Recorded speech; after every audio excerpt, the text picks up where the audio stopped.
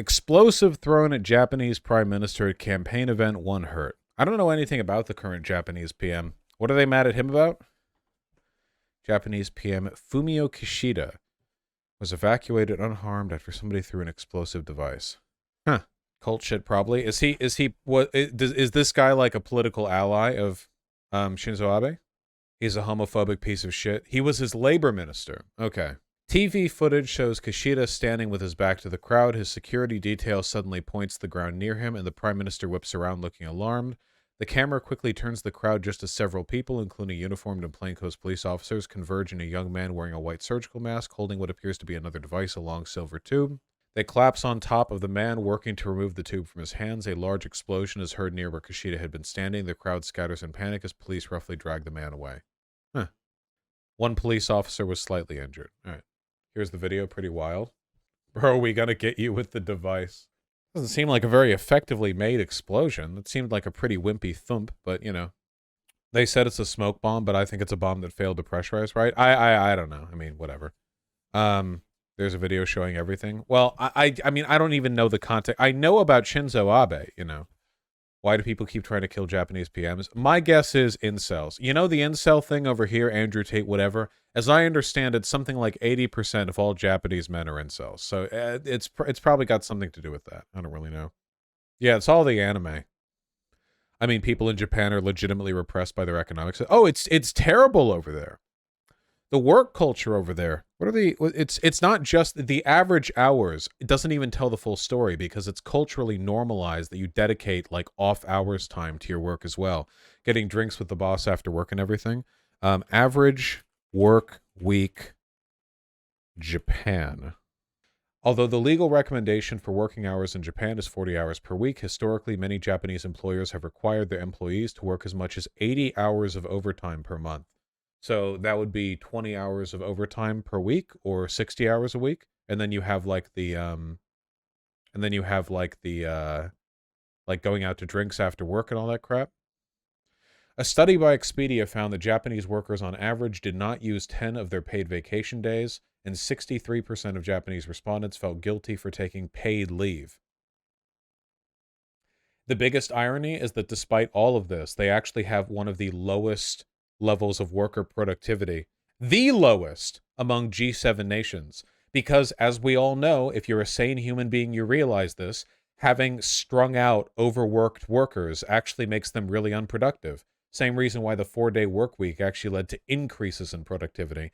It's literally, yeah, they literally have a term for death by overwork. The term karoshi translates to death by overwork in Japanese and is a legal term recognized as a cause of death. Dentsu's CEO resigned over the controversy. The company was fined for violating labor standards as she is repeatedly forced to work 100 hours of overtime a month. Last year, the government launched an initiative called Premium Fridays, in which it encouraged companies to allow their employees to leave at 3 p.m. on the last Friday of the month, of which not even 4% of employees actually left at 3 p.m. on the first. Dude, oh my God. This puts our like small loan payment if you have a Pell Grant in an underprivileged area bullshit. Like this puts it to shame, man. This makes American means testing look like UBI. Jesus Christ. Vosh had a Japanese boss who tried to use that Karoshi BS here in the States to get our team to work unpaid overtime and threatened to fire us if we didn't. It took 5 years to get him fired. Yeah, like, they're tyrants. Japanese bosses are tyrants.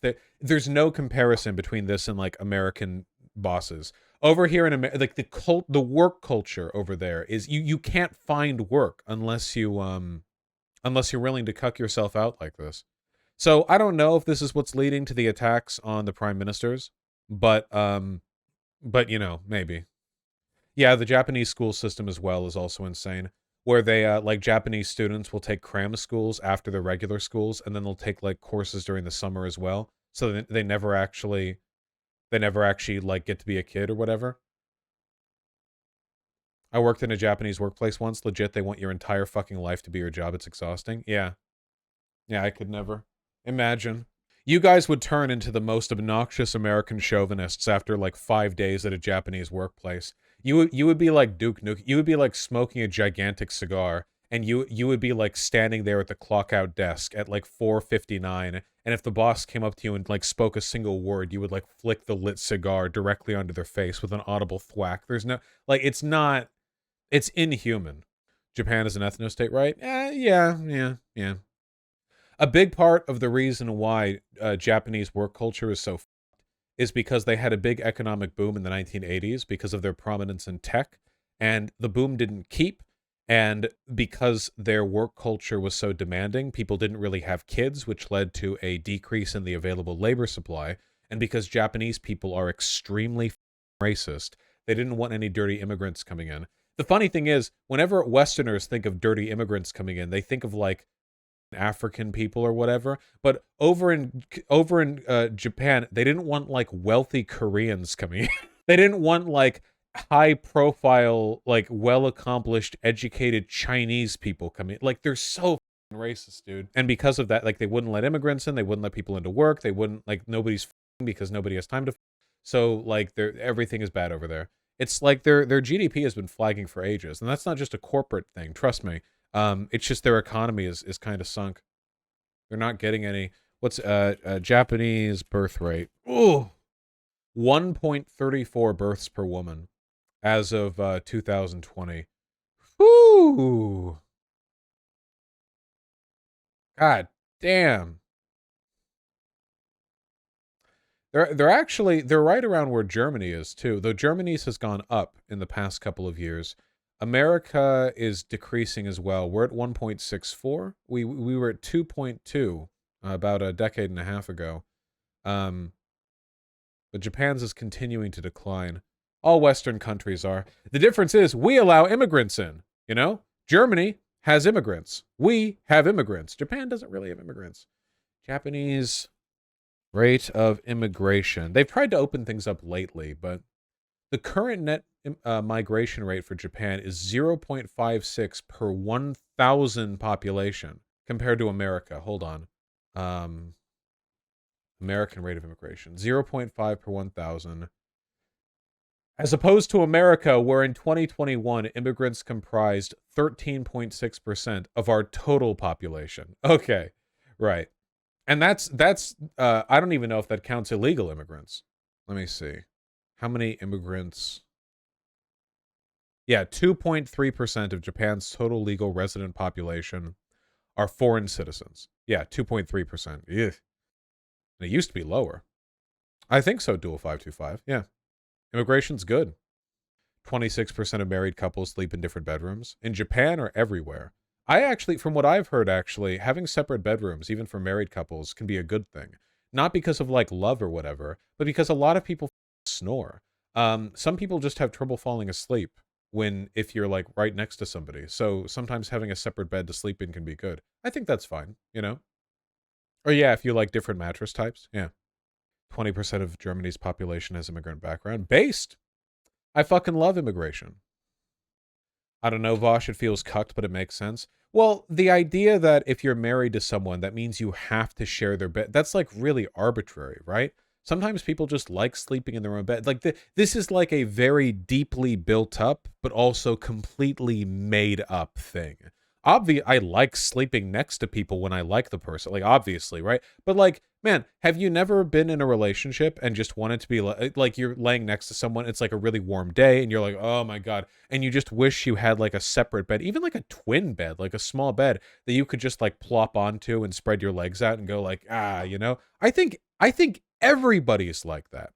I think that everybody likes sleeping next to their partner sometimes and likes sleeping on their own other times, and people just vary in how much they're on that spectrum, you know?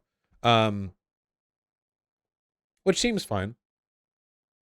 Yeah, plus that means that if you ever do lay next to them, it's like by choice. You're never doing it because you have to, because there's only one bed. Yeah. Nah, that's your bias, Furman. Couple sharing beds was a result of the Great Depression when no one could afford separate bedrooms. Listen, okay, I just don't want to be next to a woman, all right? That's why I have a separate housing facility. There are these double twin beds that can share like the same comforter or something. Yeah, like you push them together or what. Yeah, I've heard about that. I want to be next to a woman though. You can be. That's the point of the choice.